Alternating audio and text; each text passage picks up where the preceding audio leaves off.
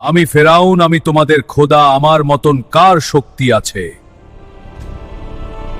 প্রিয় দর্শক, কারূন ধ্বংস হয়েছিল তার সম্পদের অহংকারে, আর ফিরআউন ধ্বংস হয়েছিল তার ক্ষমতার অহংকারে। সময়টা ছিল মুসা আলাইহিস সালামের যুগ। মিশরের আকাশ তখন রোদের আলোয় ঝলমল করত। নীল নদ তার বুক ভরে জীবন বিলিয়ে দিত। শস্য ভরা জমিনে সোনালী ফসল দোল খেত। আর সেই সমৃদ্ধ দেশের উপর একজন মানুষ সিংহাসনে নিজেকে বসিয়েছিল, ঈশ্বরের আসনে। আমি ফেরাউন, আমি তোমাদের খোদা, আমার মতন কার শক্তি আছে? সেই মানুষটির নাম ছিল ফিরআউন, যে শুধু একজন রাজা ছিল না, সে ছিল মিশরের সর্বময় অধিপতি। আইন, সেনাবাহিনী, ধনভাণ্ডার সবকিছুই ছিল ফিরআউনের হাতের মুঠোয়।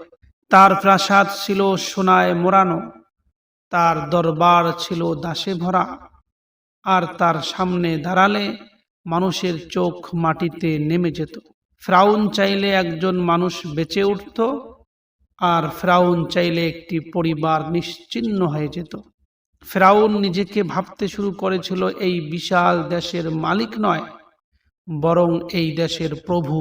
মানুষ তার নামের শপথও করত, যেরকম করে মানুষ আল্লাহ তাআলার শপথ করে, আল্লাহ তাআলার কসম খায়। মিশর দেশের মানুষ ফিরআউনের নামে কসম খাইত। ফিরআউনের সামনে সেজদার মতো করে মাথা নত করত, আর মানুষ ভয় আর লোভের কারণে ফিরআউনের কথাকেই সত্য বলে মেনে নিত।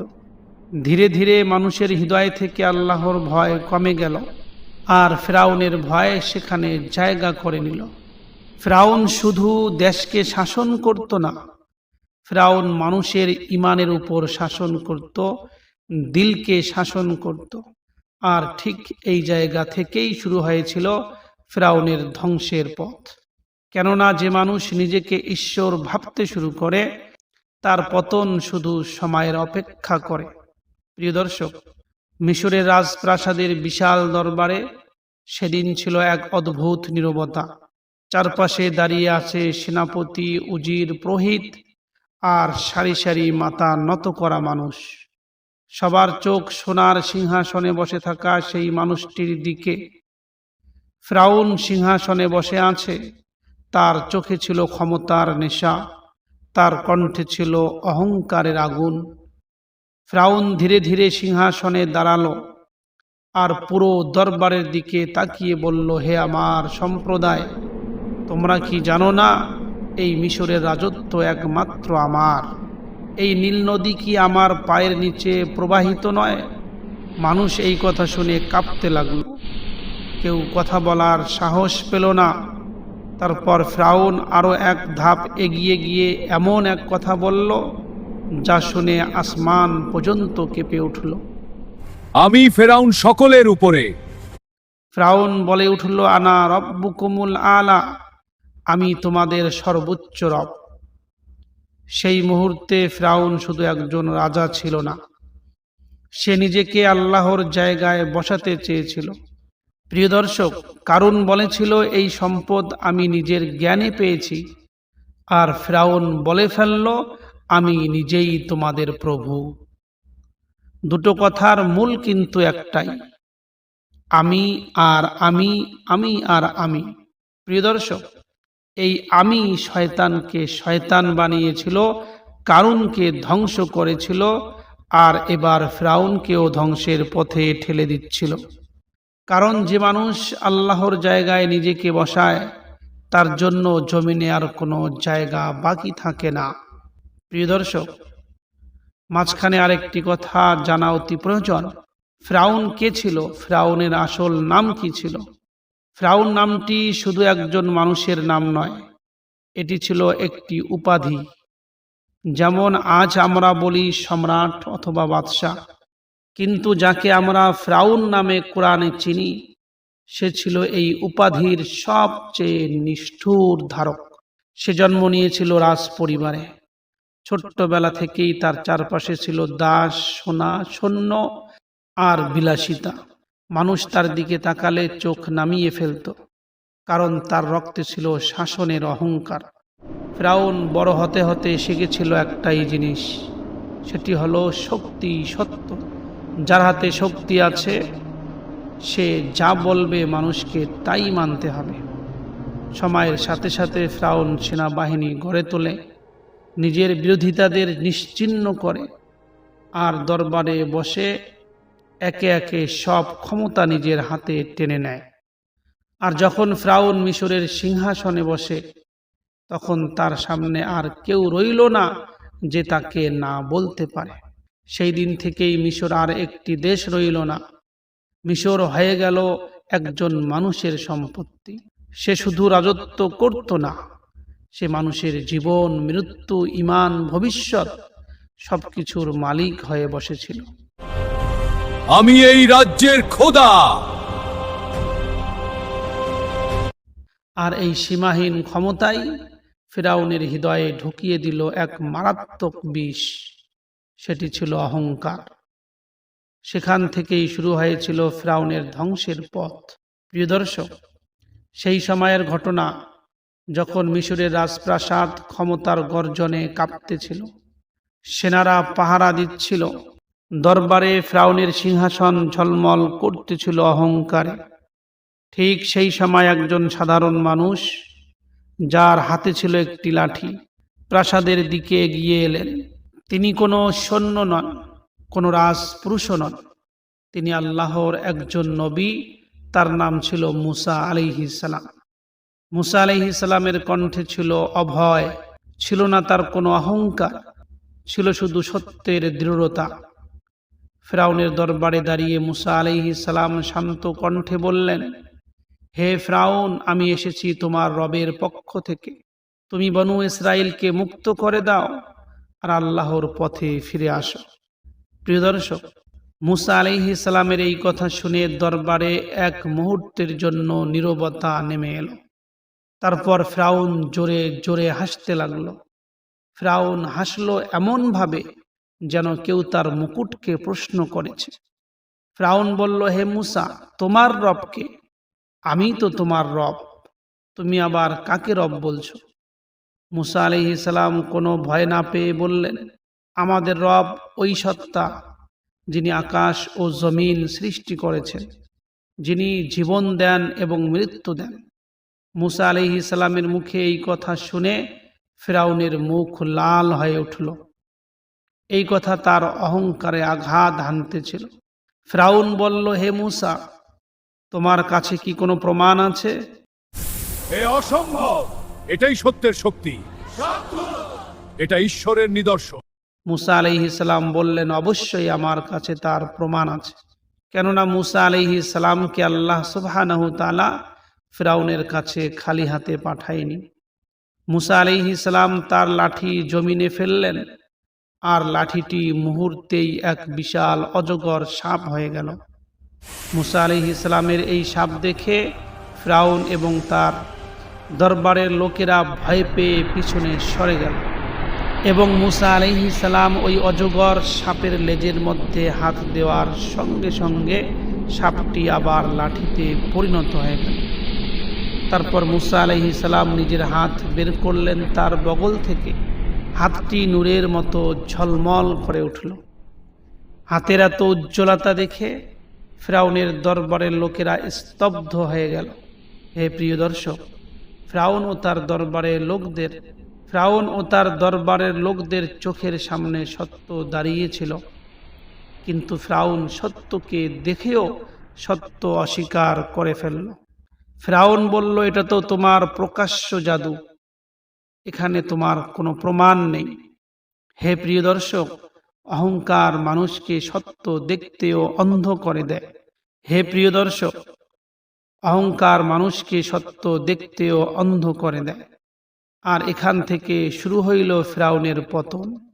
ফিরআউনের দরবারে অহংকারের আগুন জ্বলতেছিল। মুসা আলাইহিস সালামের লাঠি যখন সাপের রূপ নিল, আর মুসা আলাইহিস সালামের হাত নূরের মতো উজ্জ্বল হয়ে উঠল, দরবারের সবাই বুঝে গিয়েছিল এটা কোনো জাদু নয়। কিন্তু ফিরআউন সত্যকে মানার বদলে অহংকারের দাঁত কামড়াতে শুরু করলো। ফিরআউন চিৎকার করে বলল, এ একজন বড় জাদুকর। আমি মুসার মোকাবেলায় মিশরের সব জাদুকরকে ডেকে আনব। প্রিয় দর্শক, এক বিশাল মাঠে সমগ্র মিশর থেকে সেরা সেরা জাদুকরদের জড়ো করা হলো। সেই মাঠের মধ্যে বিশাল মানুষের ভিড় জমা হয়ে গেল। সবাই আজকে মুসা আলাইহিস সালাম এবং ফিরআউনের জাদুকরদের মোকাবিলা দেখতে এসেছে। আজ সত্য আর মিথ্যার লড়াই হবে। সেই মাঠের মধ্যে সমস্ত লোকের সামনে ফিরআউন ঘোষণা করল, আমার জাদুকররা যদি এই মোকাবিলার মধ্যে জিতে যায় তাহলে তারা হবে আমার সবথেকে কাছের মানুষ। এরপর শুরু হইল মোকাবিলা। জাদুকররা মুসা আলাইহিস সালামকে বলল, হে মুসা, তুমি আগে নিক্ষেপ করবে না আমরা আগে জাদু দেখাবো? মুসা আলাইহিস সালাম শান্ত কণ্ঠে বললেন, তোমরাই আগে তোমার জাদু দেখাও। ফিরআউনের জাদুকররা তাদের আনিত দড়ি ও লাঠি ময়দানের মধ্যে ছুঁড়ে দিল। তাদের দড়ি ও লাঠিগুলো সাপে পরিণত হলো এবং ময়দানে ভর্তি হয়ে গেল সাপ দিয়ে, যে সাপগুলো চলাফেরা করতেছিল। যে সমস্ত লোক এই মোকাবিলা দেখতে এসেছে তারা এমন দৃশ্য দেখে ভয় পেয়ে গেল। এমনকি মুসা আলাইহিস সালামের অন্তরের মধ্যেও ভয়ের অনুভব হয়েছিল। তারপর মুসা আলাইহিস সালাম আল্লাহর আদেশে নিজের লাঠি ছুঁড়ে দিলেন, আর মুহূর্তেই সেই লাঠি এক বিশাল বড় অজগর সাপ হয়ে গেল। মুসা আলাইহিস সালামের হাতের লাঠির এই সাপটি সমস্ত মিথ্যা জাদুকর সাপগুলোকে গিলে ফেলল, সত্য মিথ্যাকে গ্রাস করে নিল। জাদুকররা বুঝে গেল এটা মানুষের কাজ নয়। জাদুকররা বিস্মিত হয়ে সবাই একসাথে সেজদায় পড়ে গেল। জাদুকররা বলল, আমরা ঈমান আনলাম মুসা এবং হারুনের রবের উপর। প্রিয় দর্শক, জাদুকরদের ইসলাম গ্রহণ করার দৃশ্য দেখে ফিরআউনের মুখ কালো হয়ে গেল। ফিরআউন চিৎকার করে বলল, আমার অনুমতি ছাড়া তোমরা ঈমান এনেছো, আমি তোমাদের শাস্তি দেব। এবং ফিরআউন জাদুকরদের শাস্তি দেওয়ার আদেশ দিয়ে দিল। জাদুকরদের বলা হলো, তোমাদের হাত পা কেটে ফেলা হবে, তোমাদের ক্রুশে ঝুলানো হবে। কিন্তু জাদুকররা বলল, তুমি যাহা খুশি তাহাই করতে পারো হে ফিরআউন, আমরা সত্যকে চিনেছি, আমরা আর মিথ্যাকে স্বীকার করব না। জাদুকরদের এই কথা শুনে ফিরআউন বুঝতে পেল তার ক্ষমতা মানুষের হৃদয়ের উপর আর থাকলো না। ফিরআউন এই ঘটনা থেকে শিক্ষা নেওয়ার বদলে আরো বেশি অহংকারী হয়ে উঠল এবং জাদুকরদের হাত পা কেটে দেওয়া হলো। প্রিয় দর্শক, ফিরআউন জাদুকরদের শাস্তি দেওয়ার পর ভেবেছিল সে জিতে গেছে। ফিরআউন ভেবেছিল তার সেনা আছে, তার কাছে জাদুকর আছে, তার শক্তি আছে। কিন্তু ফিরআউন ভুলে গিয়েছিল আসমানের উপর তার কোনো ক্ষমতা নেই। ফিরআউন তার অহংকারের মধ্যেই পড়ে রইল এবং এইভাবে আরো বেশ কিছুদিন কেটে গেল। একদিন মুসা আলাইহিস সালাম আবার ফিরআউনের দরবারে উপস্থিত হলো এবং সবাইকে লক্ষ্য করে বলল, হে ফিরআউন, আল্লাহকে ভয় করো, বনু ইসরাইলকে মুক্ত করো, নইলে তোমার উপর আল্লাহর শাস্তি আসবে। মুসা আলাইহিস সালামের এই কথা শুনে এবারেও ফিরআউন হেসে বলল, আমি ফেরাউন, আমি তোমাদের খোদা, আমার মতন কার শক্তি আছে? হে মুসা, তোমার যাহা ইচ্ছা তুমি তাহাই করো। প্রিয় দর্শক, যখন ফিরআউন মুসা আলাইহিস সালামকে বলে দিল, যা ইচ্ছা করতে পারো, আমি তোমার কথা মানব না, এরপরে আল্লাহ সুবহানাহু তাআলা এক এক করে শাস্তি ফিরআউনের উপরে দেওয়া শুরু করে দিল। প্রথমে মিশরের জমিনে নেমে এলো ভয়ঙ্কর খরা, ফসল শুকিয়ে গেল, ক্ষুধা ছড়িয়ে পড়ল, খাবার কোনো কিছুই ছিল না। মুসা আলাইহিস সালামের কাছে গিয়ে অনুরোধ করলেন, হে মুসা, তুমি তোমার রবের কাছে দোয়া করো আমাদের উপর থেকে এই আযাব সরিয়ে নিতে, তাহলে আমরা ঈমান নিয়ে আসব। মুসা আলাইহিস সালামের দোয়ায় এই আযাব তুলে নেওয়া হলো। কিন্তু ফিরআউন এবং তার সম্প্রদায় ঈমান আনার বদলে আবার আল্লাহকে অস্বীকার করল। তারপর আল্লাহ সুবহানাহু তাআলা আবার আযাব পাঠিয়ে দিলেন। ঝাঁকে ঝাঁকে পঙ্গপাল এসে ফিরআউন এবং তার সম্প্রদায়ের সব শস্য ফসল ধ্বংস করে দিল। তারপর ব্যাঙের আযাব পাঠিয়ে দেওয়া হলো। ব্যাঙ দিয়ে ভরে গেল তাদের ঘর, বিছানা, রান্নাঘর। ফিরআউন এবং তার সম্প্রদায় ভালো করে খাবারও সুযোগ পাইত না ব্যাঙের যন্ত্রণায়। প্রিয় দর্শক, তারপর পানির রং বদলে গেল, নীল নদ হয়ে গেল রক্তের মতো লাল। মানুষ আতঙ্কে কাঁপতে লাগলো। প্রিয় দর্শক, যখন এই আযাব আসত, ফিরআউন এবং তার সম্প্রদায় মুসা আলাইহিস সালামের কাছে গিয়ে বলতো, হে মুসা, তোমার রবের কাছে দোয়া করো, আযাব চলে গেলে আমরা ঈমান নিয়ে আসব। মুসা আলাইহিস সালামের দোয়ায় যখন আযাব চলে যেত, তখন ফিরআউন অহংকার করে বলতো, আমি কিছুই মানব না। প্রিয় দর্শক, আল্লাহ সুবহানাহু ওয়া তাআলা ফিরআউনকে বারবার সুযোগ দিয়েছিলেন, কিন্তু অহংকার তার হৃদয় বন্ধ করে রেখেছিল। আর তখনই লেখা হয়ে গেল ফিরআউনের চূড়ান্ত পরিণতি। এইভাবে অনেক দিন যাবত মুসা আলাইহিস সালাম এবং তার সম্প্রদায় বনু ইসরাইল বেশ কিছুদিন ধরে ফিরআউনের অত্যাচার সহ্য করতে করতে এক সময় অসহ্য হয়ে রাতের অন্ধকারে নীল নদ পেরিয়ে মুসা আলাইহিস সালাম তার সম্প্রদায় বনি ইসরাইলকে নিয়ে মিশর ছেড়ে দিয়ে বেরিয়ে পড়লেন। বনু ইসরাইলের এই বিশাল বড় কাফেলায় চারদিকে শুধু নারীদের কান্না, শিশুদের ভয় আর বৃদ্ধদের ক্লান্ত শ্বাস।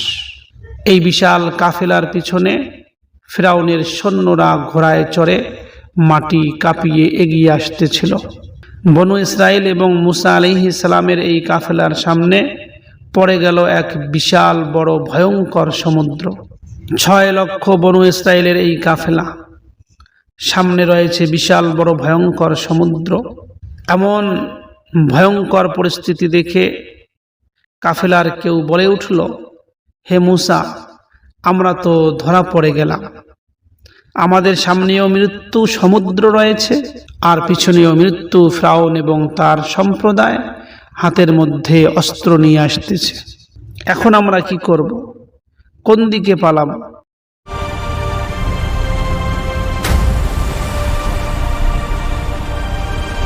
আমাদের কাছে তো আর কোনো উপায় নেই। মুসা আলাইহিস সালাম নির্ভয়ে বললেন, এটা কখনোই হইতে পারে না। আমরা কখনো ধরা পড়তে পারি না। আমাদের সাথে আমাদের রব আছে। মুসা আলাইহিস সালাম চিন্তা করতেছিলেন যে কি করা যায় এই সময়ের মধ্যে। ঠিক সেই সময় আল্লাহ সুবহানাহু ওয়া তাআলা মুসা আলাইহিস সালামের উপর ওহী অবতীর্ণ করলেন। ওহীর মধ্যে বলা হলো, হে মুসা, তোমার লাঠি দিয়ে সমুদ্রের মধ্যে আঘাত করো। মুসা আলাইহিস সালাম এই ওহী পাওয়ার পর নিজের হাতের লাঠি তুললেন আর সমুদ্রের মধ্যে আঘাত করলেন। হঠাৎ সমুদ্র কেঁপে উঠল। দুই পাশে পাহাড়ের মতো পানি দাঁড়িয়ে গেল। মাঝখানে তৈরি হলো এক শুকনো রাস্তা। বনু ইসরাইল ভয়ে কাঁপতে কাঁপতে সেই পথে হাঁটতে শুরু করল। বড়ই করুণ দৃশ্য ছিল। দুই দিকে সমুদ্রের পানি দাঁড়িয়ে আছে। সমুদ্রের মাঝখান দিয়ে শুকনো রাস্তা দিয়ে চলতে হচ্ছে। যখন তখন সমুদ্রের পানি একসঙ্গে মিলে গিয়ে সমস্ত লোক ডুবে যেতে পারত। পানি তাদের দুই পাশের মধ্যে দাঁড়িয়ে আছে দেওয়ালের মতন করে। যখন মুসা আলাইহিস সালাম এবং বনু ইসরাইল সমুদ্রের বেশিরভাগ পার হয়ে গেছে, তখন পিছনে ফিরআউন এসে সমুদ্রের তীরে দাঁড়ালো। ফিরআউন সমুদ্র তীরে দাঁড়িয়ে দেখল সমুদ্র ভাগ হয়ে গেছে আর মাঝখান দিয়ে বনু ইসরাইল চলে যাচ্ছে। প্রিয় দর্শক, এই দৃশ্য দেখে ফিরআউনের চোখে আগুন জ্বলে উঠল। ফিরআউন চিৎকার করে বলল, ওদের পিছনে যাও। আর আমি হইলাম ফিরআউন, আমি ফিরআউন, এই পথ আমার। অহংকার ফিরআউনকে অন্ধ করে দিয়েছিল। ফিরআউনের এই চিৎকার শুনে সৈন্যরা সমুদ্রে ঢুকে পড়ল। রথ, ঘোড়া, অস্ত্র সবকিছু সেই শুকনো পথে চলতে লাগলো। কিন্তু যখন শেষ বনু ইসরাইল পার হয়ে গেল, আল্লাহ সুবহানাহু ওয়া তাআলা আদেশ দিলেন আর পানি প্রবাহিত হতে লাগলো। রাস্তা বন্ধ হয়ে গেল। ফেরাউনের সৈন্যরা চিৎকার করতে লাগলো। ফেরাউনের সমস্ত লস্কর, সমস্ত সৈনিক পানিতে ডুবে গেল। ফেরাউন নিজেও যখন পানির মধ্যে ডুবে যাইতেছিল, তখন চিৎকার করে বলল, আমি ঈমান আনলাম মুসা এবং হারুনের রবের উপর। কিন্তু তখন খুব দেরি হয়ে গিয়েছে, কেননা যে মানুষ সারা জীবন আল্লাহকে অস্বীকার করেছে, সে মৃত্যুর মুখে পড়েই ঈমান আনতে পারে। সমুদ্র তাকে গ্রাস করে নিল। সেই অহংকারী রাজা, আমি ফেরাউন, আমি তোমাদের খোদা। যে বলেছিল আমি তোমাদের রব, সে আজ পানিতে ডুবে গেল। প্রিয় দর্শক, কারুন তো মাটির মধ্যে ডুবে গিয়েছিল, ফেরাউন পানির মধ্যে ডুবে গেল। আর ইতিহাস সাক্ষী থাকলো, অহংকার সবসময় ধ্বংসের ঠিকানা। প্রিয় দর্শক, সমুদ্র শান্ত হয়ে গেল, ঢেউগুলো আবার নীল হয়ে উঠল।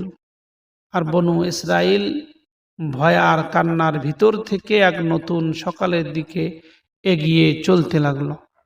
কিন্তু সেই সমুদ্রের গভীরে ডুবে রইল এক ইতিহাস, অহংকারের ইতিহাস। ফেরাউন যে বলেছিল আমি তোমাদের সর্বোচ্চ রব, আজ সে পড়ে আছে নিঃসহায় নির্জীব নোনা পানির নিচে। আর সোনার মুকুট, তার রথ, তার সৈন্য সবকিছুই তাকে রক্ষা করতে পারেনি।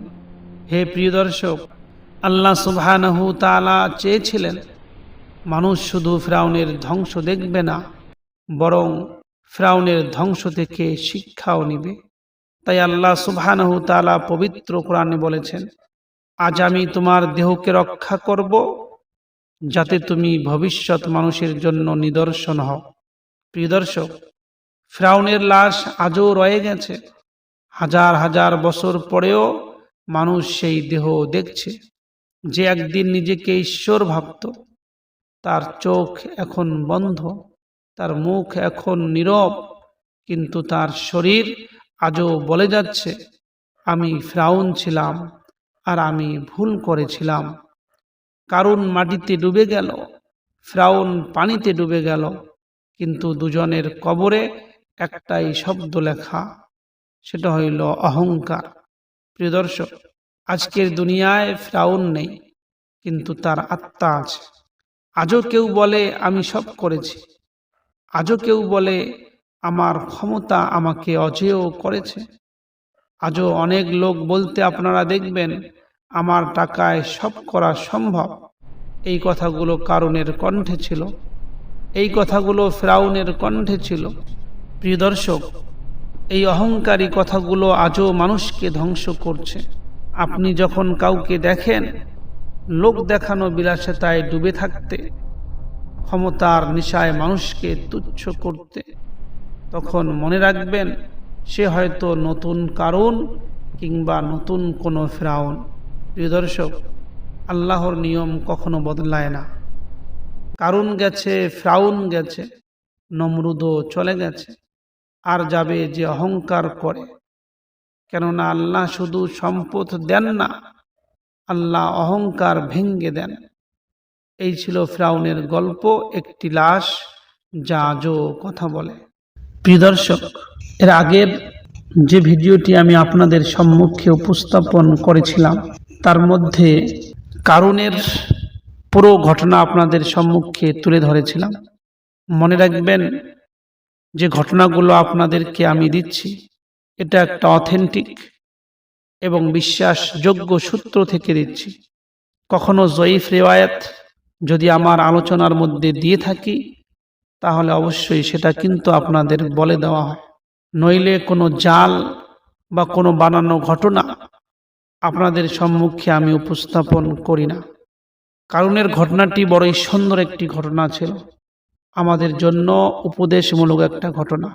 কারণ কিভাবে ধ্বংসের মধ্যে পড়েছিলেন, কারণ তার এত বড় সম্পদ কিভাবে ব্যবহার করেছিলেন, কারণ তার এত বড় সম্পদ কিভাবে সংগ্রহ করেছেন, কারণের শেষ পরিণতি কি হয়েছিল, সব মিলিয়ে একটি সুন্দর আলোচনা আপনাদেরকে দেওয়া হয়ে গেছে। যদি আপনারা পূর্ণ ঘটনাটি শোনেন তাহলে অবশ্যই ভালো লাগবে। বিশেষ করে আজকে যে আলোচনাটি আপনারা শুনলেন, ফিরআউন তিনিও একজন অহংকারী ছিলেন। কারণ তো অহংকার করত তার সম্পদের, কিন্তু ফিরআউন অহংকার করত তার ক্ষমতার। কিন্তু কারুন আর ফিরআউনের মাঝখানে একটা জিনিস আমরা একই পাই, সেটা হলো অহংকার। অহংকার যেহেতু আল্লাহ সুবহানাহু তাআলার জন্য বিশেষ করে নির্ধারিত, এই জন্য আল্লাহ সুবহানাহু তাআলা কোনো বান্দা কোনো মখলুককে অহংকার করতে পছন্দ করেন না। আর আমাদের অহংকার করার কোনো মতলবই থাকে না। আমাদের মৃত্যু আল্লাহ সুবহানাহু তাআলার হাতের মধ্যে, আমাদের দুনিয়া এবং আখিরাতের সমস্ত ফয়সালা আল্লাহ সুবহানাহু তাআলার হাতের মধ্যে। তাহলে দুনিয়ার মধ্যে অহংকার করার কোনো মানে, কোনো অর্থ থাকে না। ফিরআউনের যে ঘটনাটি আপনাদের সম্মুখে এতক্ষণ পর্যন্ত আপনারা শুনলেন, এই ঘটনার মধ্যে বিশেষ করে মুসা আলাইহিস সালামের জীবনীকে মোটেই লক্ষ্য করা হয়নি। মুসা আলাইহিস সালামের জন্ম, মুসা আলাইহিস সালামের ফিরআউনের ঘরের মধ্যে লালন পালন হওয়া, শিশুবেলায় মুসা আলাইহিস সালাম কিভাবে লালন পালন হয়েছিলেন, শিশুবেলায় ফিরআউনের বাড়িতে মুসা আলাইহিস সালামের সঙ্গে ফিরআউনের কি ঘটনা হয়েছিল, তারপরে মুসা আলাইহিস সালামের মিশর থেকে পালিয়ে মাদায়েনের মধ্যে যাওয়া, সেখানে হযরতে শুআয়ব আলাইহিস সালামের বেটির সঙ্গে বিবাহ হওয়া, সেখানে ৮-১০ বছর ধরে মাদায়েনের মধ্যে থাকা, তারপরে হযরতে মুসা আলাইহিস সালামের নবুয়ত পাওয়া, সেখান থেকে আবার নবী হয়ে মিশরের মধ্যে ফিরে আসা, তার ভাই হারুনের নবুয়ত পাওয়া, তাদের আবার মুসা আলাইহিস সালাম তার ভাইকে নিয়ে ফিরআউনের দরবারের মধ্যে উপস্থিত হওয়া, তারপরে সেখানের ঘটনাগুলো কিছু এই ঘটনার মধ্যে অবশ্যই দেওয়া হয়েছে। কিন্তু মনে রাখবেন, আসল উদ্দেশ্য হইল ফিরআউনের অহংকার। এই জন্য ফিরআউনের অহংকার, সেটাকে ফোকাস করে আজকের এই ভিডিওটি বানা হয়েছে। আপনারা যারা আমার এই ভিডিওগুলো শোনেন, তাদের কাছে বিশেষ করে একটা আবেদন হইল, আপনারা অবশ্যই কমেন্ট করবেন, কমেন্টের মধ্যে জানাবেন আসলে আমি যে সত্য ঘটনাগুলো আপনাদেরকে দিচ্ছি, আপনারা শুনতেছেন, এর মধ্যে আপনাদের মন লাগে কি মন লাগে না, আপনারা কি মনোযোগ সহকারে পরিপূর্ণ ভিডিও দেখেন, বা কি ধরনের ভিডিও আপনাদের দিলে ভালো হয়, সেই বিষয়টা অবশ্যই কমেন্টের মধ্যে জানাবেন। যারা আপনারা ভিডিওগুলো দেখতেছেন, এই ঘটনাগুলো শুনতেছেন, এই ঘটনার মধ্যে যে একটা উপদেশ রয়েছে, সেটাকে আমরা লক্ষ্য করি কি করি না, সেই অনুপাতে নিজের জীবনের মধ্যে সেটাকে আমরা ফলো করি কি করি না, সেই দিকটা অবশ্যই মনে রাখতে হবে। যে ঘটনাগুলো আপনাদেরকে দেওয়া হচ্ছে, বিশেষ করে বেশিরভাগ ঘটনা তো পবিত্র কোরআনের। আল্লাহ সুবহানাহু তাআলা এই সমস্ত লোকের ঘটনা পবিত্র কোরআনের মধ্যেই উল্লেখ করেছেন। আর এই ঘটনাগুলোর মধ্যে আল্লাহ সুবহানাহু তাআলা বিশেষ উদ্দেশ্য নিয়ে এদেরকে পবিত্র কোরআনের মতন কোরআনের মধ্যে জায়গা দেওয়া হয়েছে। এই জন্য এই ঘটনাগুলোর মধ্যে রয়েছে আমাদের জন্য উপদেশ, এই ঘটনাগুলোর মধ্যে রয়েছে আমাদের জন্য বিশাল বড় একটা দিক নির্দেশনা। এই ঘটনাগুলো আমাদেরকে মেসেজ দিচ্ছে, এই ঘটনাগুলো আমাদেরকে বোঝাচ্ছে যে এই কাজ করা যাবে না বা এই কাজ করতে হবে। আল্লাহ সুবহানাহু তাআলা এই ঘটনাগুলোর মাধ্যমে আমাদেরকে বলে দিয়েছেন যে এই কাজ আমাদের জন্য ভালো আর এই কাজ আমাদের জন্য ভালো নয়। আগামী ভিডিওর মধ্যে আপনারা কি ধরনের, আপনারা কোন ঘটনা শুনতে চান, অবশ্যই কমেন্ট করবেন, কমেন্ট করে জানিয়ে দেবেন। তাহলে অবশ্যই আপনাদের জন্য সঠিক ভিডিও আমি দিতে পারবো। আল্লাহ সুবহানাহু তাআলা আমাদের সবাইকে পবিত্র কোরআনের এই সমস্ত ঘটনা শুনে সেখান থেকে যাহা কিছু আমরা অবলোকন ও শিক্ষা পেয়ে থাকি, তার উপরে আমল করার তৌফিক দান করুক, এবং ইসলামী কন্টেন্ট, ইসলামী ভিডিও, ইসলামী জ্ঞান সব কিছু অর্জন করার তৌফিক দান করুক। বিশেষ করে মোবাইলের মধ্যে অন্য কিছু দেখে সময় নষ্ট করা থেকে আমাদেরকে বাঁচিয়ে রাখুক, যেটা আমার কাজের জিনিস সেটাকেই দেখার তৌফিক দান করুক। আসসালামু আলাইকুম ওয়া রাহমাতুল্লাহি ওয়া বারাকাতুহু।